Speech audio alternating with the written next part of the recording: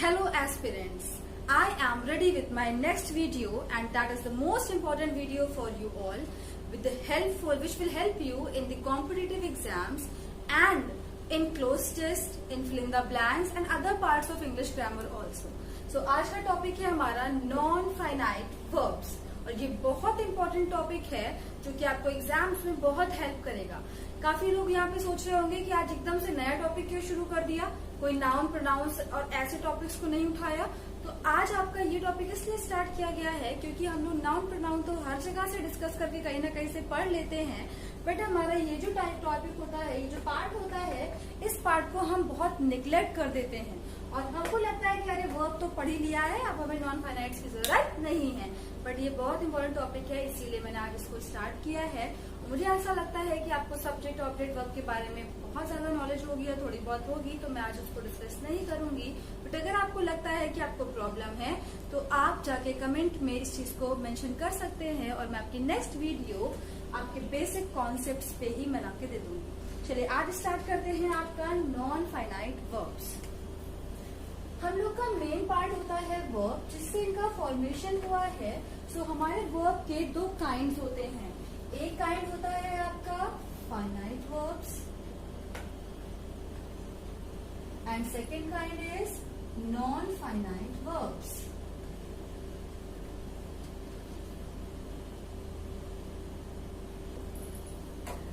Finite verbs and non finite verbs, they both are the kinds of verb और ये दोनों आपके main होते हैं, जिनमें से आज हम लोग डिस्कस कर रहे हैं इस पार्ट को। मैं आपको एक सेंटेंस देने जा रही हूँ जिसमें ये क्लियर करूंगी कि आपको फाइनाइट वर्ब्स क्या होती है और नॉन फाइनाइट वर्ब्स क्या होते हैं। I like to play cricket.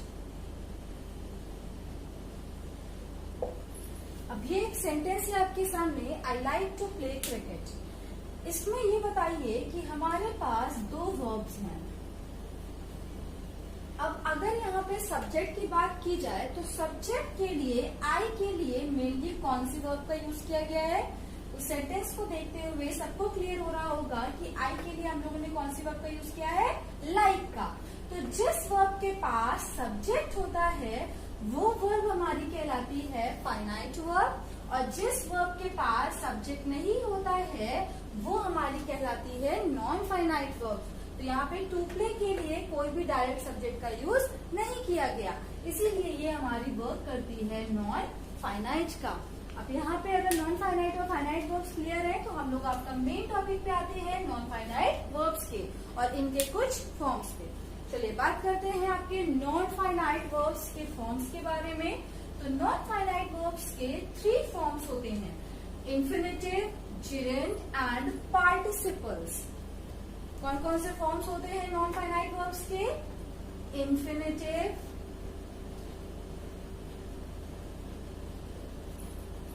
जिरेंट and participles. ये होते हैं हमारे नॉन फाइनाइट वर्ब्स के 3 फॉर्म्स। इंफिनिटिव क्या होता है? 2 प्लस वर्ब की फर्स्ट फॉर्म। जिरेंट क्या होता है? वर्ब में जब हम आईएनजी ऐड कर देते हैं तो ये जिरेंट का काम करता है। और पार्टिसिपल्स क्या होता है? इसमें भी एक कॉमन चीज है जिरेंट की तरह कि आईएनजी ऐड होता है, बट इसमें एक और एक्स्ट्रा चीज ऐड होती है जो कि वर्ब के साथ ईडी, ईएन और टी, इसको ऐड करके भी हम पार्टिसिपल्स का यूज करते हैं। ये हमारे सेंटेंस में नाउन का काम करता है और पार्टिसिपल्स हमारे सेंटेंस में वर्ब एंड एडजेक्टिव का काम करते हैं। तो आज आप लोग को इसके बारे में आगे के वीडियोस में डिस्कशन करेंगे। आज मेनली हम आपकी बात करने जा रहे हैं इंफिनिटिव के बारे में। चलिए स्टार्ट करते हैं अपने इंफिनिटिव के पार्ट से। इसका स्क्रीनशॉट ले लीजिए, फिर इसको जल्दी से रब करते हैं।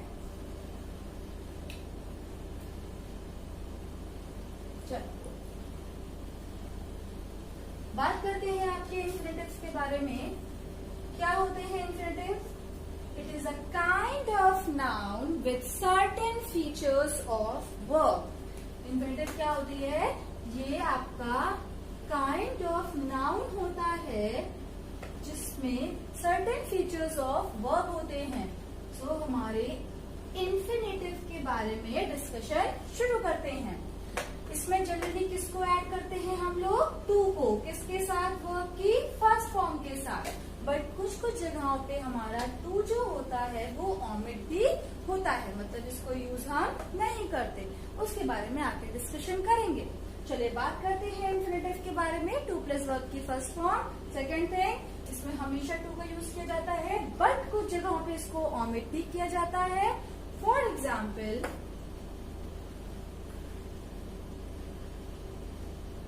I love to go my grandparents' house.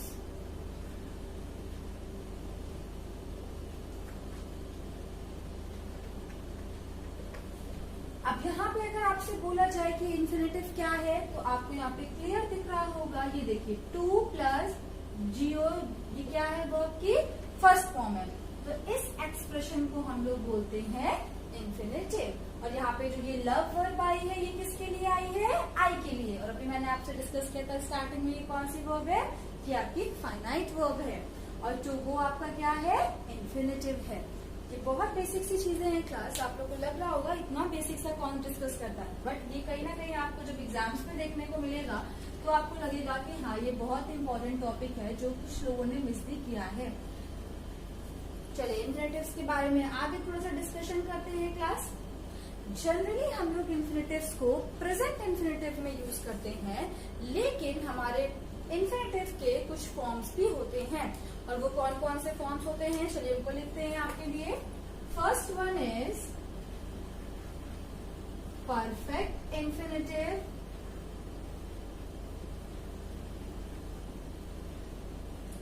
Perfect infinitive. Second one is perfect continuous infinitive,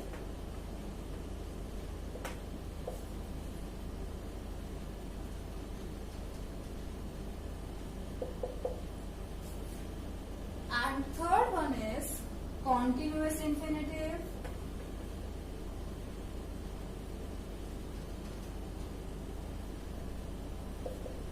and the most important is direct इंफिनिटिव्स।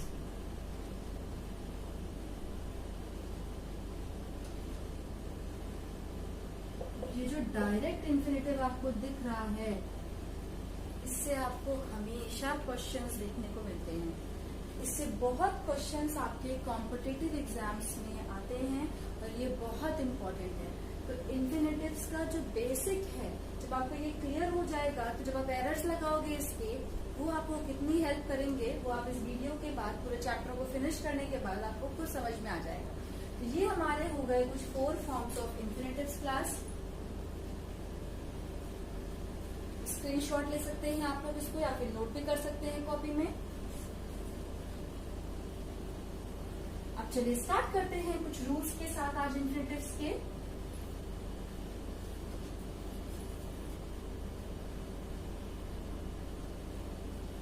So, the rule number 1 is infinitive can be used as the subject of sentence.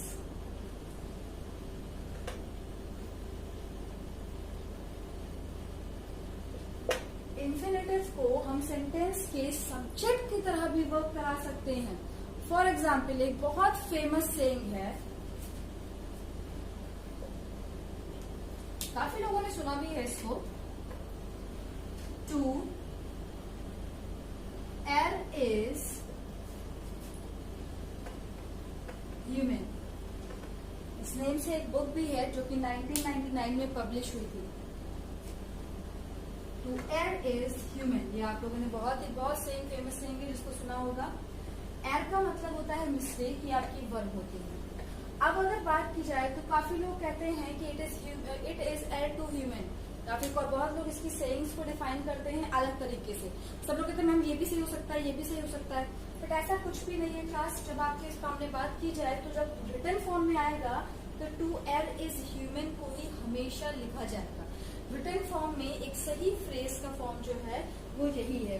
Otherwise sayings की बात अगर की जाए तो sayings के बहुत सारे तरीके हैं, like it is err to human हम लोग बहुत बार बोलते हैं, स्पोकन में बहुत लोगों ने सुना होगा। नेक्स्ट एग्जाम्पल,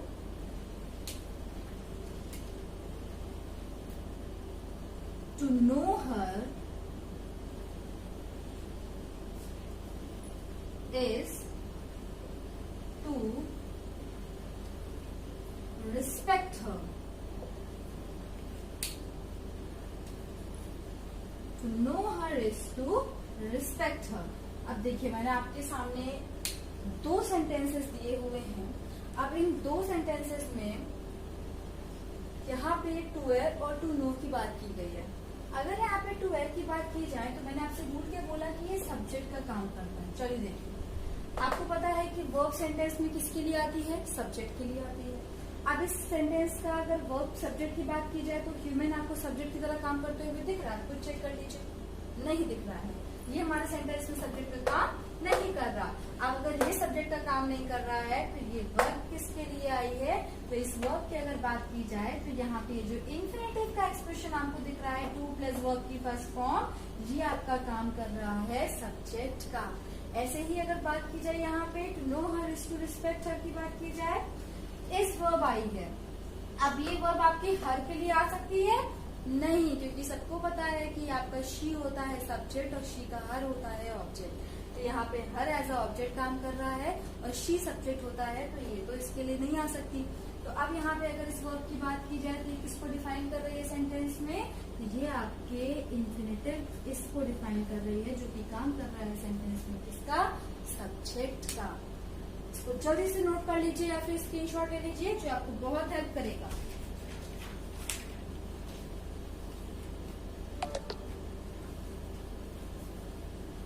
चलिए नेक्स्ट पर आते हैं, रूल नंबर 2 पे आपके।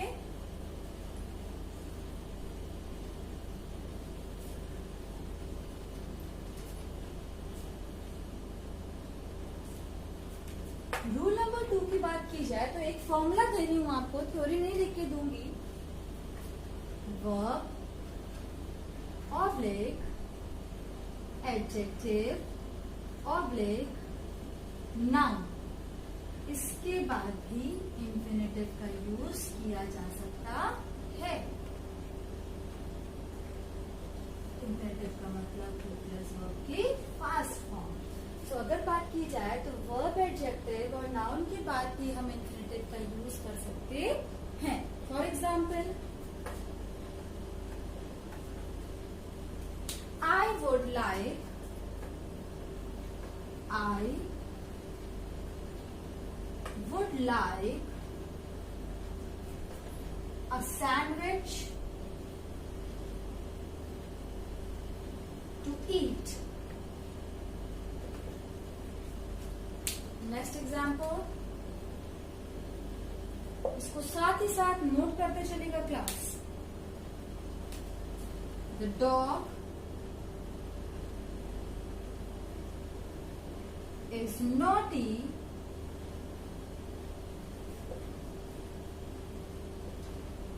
to destroy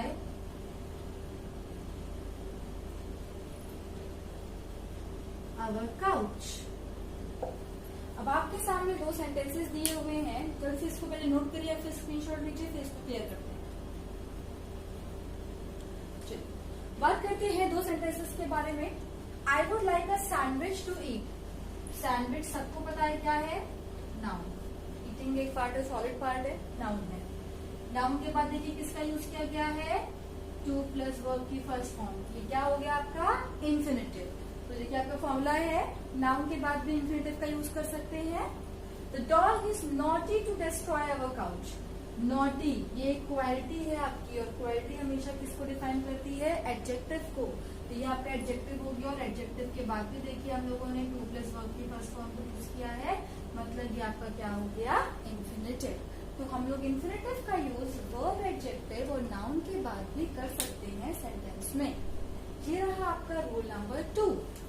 now rule number 3 की बात करते हैं। हमारे सेंटेंस में कई बार क्वेश्चन वर्ड्स के साथ भी इंफिनिटिव का यूज किया जा सकता है, बट उस सेंटेंस में कुछ इंडिकेशन दिए जाते हैं, जैसे कि मैनर को एक्सप्रेस करने के लिए कभी भी आपके सेंटेंस में किसी मैनर की बात हो रही हो तो मैनर को एक्सप्रेस करने के लिए हम अपने सेंटेंस में इंफिनिटिव का यूज करते हैं हाउ या फिर क्वेश्चन वर्ड के बाद। मैनर रूल नंबर 3 है आपका। मैनर को एक्सप्रेस करने के लिए जब हम अपने सेंटेंस में इंफिनिटिव का यूज करते हैं तो उस कंडीशन में हम क्वेश्चन वर्ड या फिर हाउ के साथ टू का यूज करते हैं और टू के बाद वर्ब की फर्स्ट फॉर्म का। ये बहुत इंपॉर्टेंट है, ये बहुत ही आपके लिए एग्जाम्स के फॉर्मेशन पे बहुत इंपॉर्टेंट केस है। इसको बहुत ही जरूरत से लिख लीजिएगा और अगर ना समझ में आए तो आप कमेंट में फिर से पूछिएगा, मैं इसको फिर से क्लियर कर दूंगी कि मैनर को एक्सप्रेस करने के लिए हम इंफिनिटिव का यूज क्वेश्चन वर्ड या फिर हाउ के बाद करते हैं। फॉर एग्जाम्पल अगर यहाँ पे बात की जाए आपकी एग्जाम्पल के बारे में,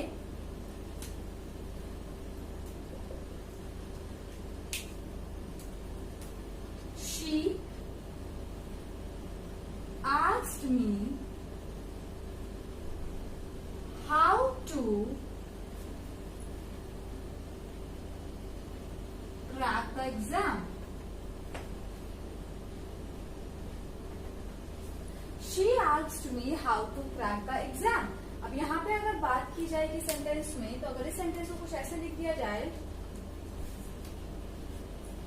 she asked me to crack the exam। अब अगर यहाँ पे सेंटेंस में एक बस इतना ध्यान रखना है, किसी चीज को जब मैनर के एक्सप्रेशन की बात कर रहे हैं तो सेंटेंस में आपके एक मैनर का एक्सप्रेशन आया कि किस तरीके से किसी चीज को करना है, तो उस कंडीशन पे हम हमेशा हाउ के बाद टू का यूज करेंगे। और she asked me to crack the exam, अगर ये सेंटेंस यहाँ पे इंडिकेट किया जाएगा तो ये आपका रॉन्ग माना जाएगा। तो अगर आपके यहाँ पे बहुत सारे सेंटेंसेस ऐसे हैं, आप इसको पहले से नोट कर लीजिए, फिर नेक्स्ट सेंटेंस पे आते हैं।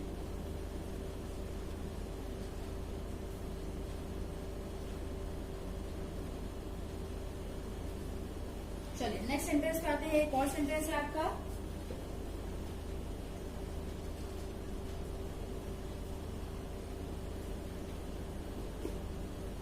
Tell me when to press the button। अब देखिए यहाँ पर भी अगर बात की जाए तो when टू प्लस वर्ब के फर्स्ट, तो जो रूल आपका ऊपर लिखा हुआ है वो बहुत ही क्लियर होना चाहिए आप लोगों को और बहुत ही इंपॉर्टेंट रूल है। सेंटेंस भी नोट कर लीजिए।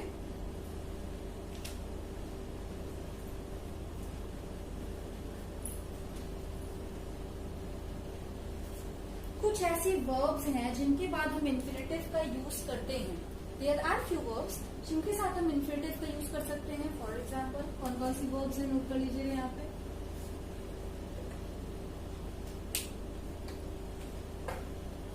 Ask, no,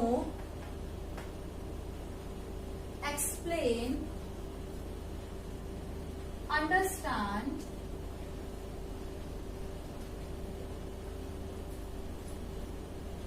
forget, etcetera. तो कुछ ऐसी वर्ब्स हैं जिनके बाद हम इंफिनिटिव का यूज करते हैं।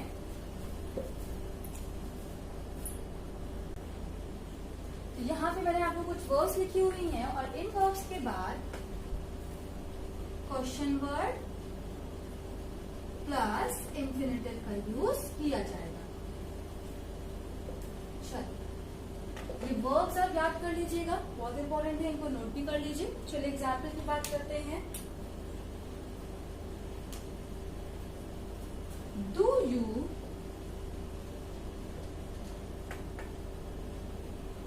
understand or know? Do you understand oblique know what to do?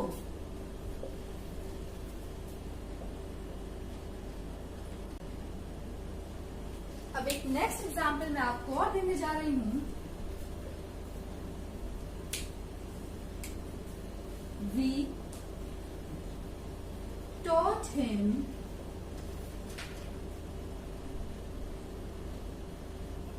to cook food. अब देखिए, ये आपके सामने दो एग्जाम्पल्स है. पहला एग्जाम्पल एंड सेकेंड वन.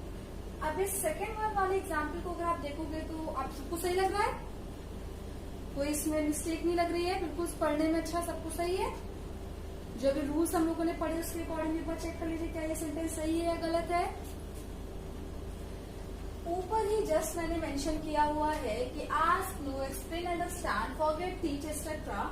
ये जो वर्ब्स होती हैं इनके बाद क्वेश्चन वर्ड और इन्फिनेटिव आएगा. तो अगर हम सेंटेंस की बात करें तो यहाँ पे देखिए टीच है और टॉट जो है वो टीच की क्या है, वर्ब की फॉर्म है. तो अगर यहाँ पे ये वर्ब आई है तो इसके बाद हमारा क्वेश्चन वर्ड भी आना चाहिए. और यहाँ पे क्वेश्चन वर्ड मिसिंग है. ये इसी टाइप के एरर्स आपको एग्जाम में दी जाती हैं और आप लोग कहीं ना कहीं मिस कर देते हो. कई बार क्या होता है कि हम लोगों को कुछ पढ़ने में अच्छा लगता है, देखने में अच्छा लगता है, सुनने में अच्छा लगता है, बट एक्चुअली ग्रामेटिकली वो सही नहीं होता, उनके अकॉर्डिंग वो अच्छा नहीं होता.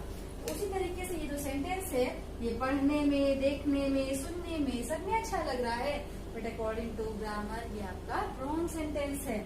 यहाँ पे क्या होना चाहिए, we taught him how to cook food. आपका एक क्वेश्चन वर्ड यहाँ पे आएगा ही आएगा.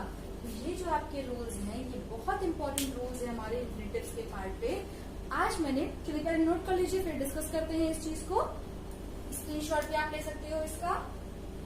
ओके देखो, आज मैंने आपको 3 रूल्स बताए हुए हैं और जो ये 3 रूल्स हैं आपके, ये आपके एग्जाम से बहुत हेल्प करेंगे. अभी इन्हीं पर बेस्ड हम एरर्स भी करेंगे, क्विज भी करेंगे. और ये क्विज और एरर्स आपको कहाँ देखने को मिलेंगे, कुछ हम लोग यहाँ पे डिस्कस करेंगे, बट जो क्विज और एरर्स होंगे वो आप मेरे टेलीग्राम लिंक पर जा करके सीधा आके ज्वाइन कर सकते हो. वहां पे आपको एरर्स पर्टिकुलरली किसी भी पार्ट पे होंगी जो हम चैप्टर डिस्कस करेंगे उस पर आपको एरर्स दी जाएंगी. साथ ही साथ यहाँ पे एक क्विज भी आपके लिए होगी. तो आप इस पर आकर के अपने आप को ऐड करवा सकते हैं और आपको बहुत हेल्प मिलेगी यहाँ से. अब ये आपके कुछ आज 3 रूल्स थे. बहुत ज्यादा बड़ी वीडियो नहीं बनाएंगे, पहले आप इतना समझ जाइए. कोई प्रॉब्लम होती है आप कमेंट में इस चीज को मेंशन करिए. Next video